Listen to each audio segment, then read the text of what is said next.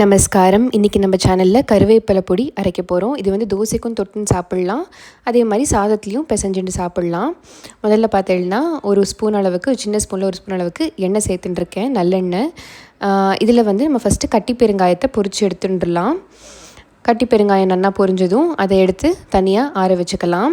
கருவேப்பிலை பார்த்தேன்னா நான் வந்து நல்லா ஒரு இப்படி கையால் கொத்தாக எடுத்தாக்க ஒரு 4 கொத்து வரா மாதிரி கருவேப்பிலை எடுத்துகிட்டு இருக்கேன். இதை வந்து நல்லா வாஷ் பண்ணி காய வச்சு அதுக்கப்புறமா ஒரு தடவை வெறும் கடாயில் வறுத்து எடுத்துகிட்டு இருக்கேன். அதாவது எண்ணெய் விடாமல் வறுத்து எடுத்துகிட்டு இருக்கேன்.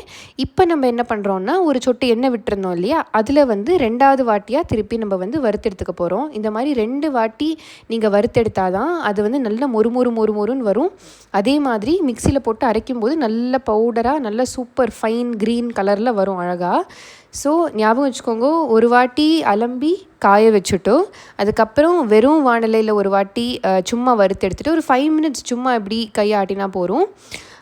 அதுக்கப்புறமா எண்ணெயை விட்டு ஒரு ஸ்பூன் எண்ணெயை விட்டு திருப்பி வந்து இந்த கருவேப்பிலையை நன்னா வறுக்கணும். அப்போ தான் நன்னா க்ரன்ச்சியாக மொறுன்னு அது வந்து வறுபடும். இப்போ அதை எடுத்து தனியாக ஆற வச்சுட்டுலாம். இப்போது நான் வந்து ஒரு சின்ன கப்பில் 1 கப் தோரம்பருப்பு சேர்த்துட்டுருக்கேன். இப்போ இவ்வளோ கருவேப்பிலைக்கு இவ்வளோ தோரம்பருப்பு அப்படின்னு சேர்த்துட்டுருக்கேன். அந்த சின்ன கப் தோரம்பருப்பில் வந்து 1/2 கப் மிளகு சேர்த்துட்டுருக்கேன். அதாவது சின்ன கப் ஃபுல்லாக தோரம்பருப்பு எடுத்துட்டா அதுலேயே 1/2 கப்பு மிளகு இதெல்லாம் சேர்த்து இப்போ நல்லா வறுத்துக்கலாம். அதோட 1/4 கப்பு பொட்டுக்கடலை எடுத்துட்டுருக்கேன், அதையும் வந்து இதில் சேர்த்துக்கலாம். இப்போ இது எல்லாமே வந்து ஸ்லோ ஹீட்டில் ஸ்லோ ஃப்ளேமில் நன்னா வறுத்துக்கணும். மிளகா ஒரு 10 மிளகா சேர்த்துட்டுருக்கேன், கார மிளகா 10 சேர்த்துட்டுருக்கேன். இப்போ பாருங்கள், இது எல்லாத்தையுமே நன்னா வறுத்துக்கலாம். அடுத்ததாக பார்த்தீங்கன்னா ஒரே ஒரு ஸ்பூன் கடலப்பருப்பு, ஒரே ஒரு ஸ்பூன் உளுத்தம்பருப்பு சேர்த்து நன்னா வறுத்துக்கலாம்.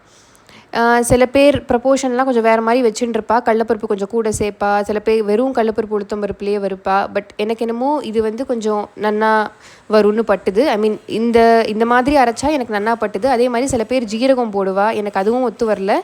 ஜீரகம் நான் இப்போ இங்கே போடலை, உங்களுக்கு வேணும்னு நீங்கள் ஒரு ஸ்பூன் ஜீரகமும் போட்டுக்கலாம்.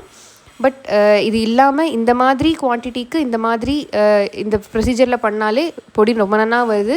நீங்கள் சாதத்துலேயும் பிசைஞ்சு சாப்பிட்லாம், இட்லி தோசைக்கெல்லாம் தொட்டுண்டு நெய் குத்தியோ எண்ணெய் குத்தியோ குழச்சிண்டு சாப்பிட்லாம். இப்போ பார்த்தீங்கன்னா அதோடு நான் வந்து ஒரு புளி எவ்வளோன்னு பார்த்தீங்கன்னா சும்மா ஒரு இண்டெக்ஸ் ஃபிங்கர் சைஸ் புளி எடுத்துட்டு அதை குட்டி குட்டி பீஸாக பண்ணி அதில் போட்டுருக்கேன். அதே மாதிரி உப்பு போட்டாச்சு. உப்பு போட்டு உடனே டக்குன்னு ஆஃப் பண்ணிவிடுங்கோ ஸ்டவ்வை. அந்த சூட்டுலேயே அதை வந்து வறுத்துக்கலாம். இப்போ இதை வந்து அரைக்க போகிறோம். முதல்ல நம்ம அரைச்ச அந்த பருப்பை எல்லாத்தையும் ஃபஸ்ட்டு அரைச்சிக்கலாம். அதுக்கப்புறமா கொஞ்சம் கொஞ்சமாக கருவேப்பிலையை போட்டு அரைச்சிக்கலாம்.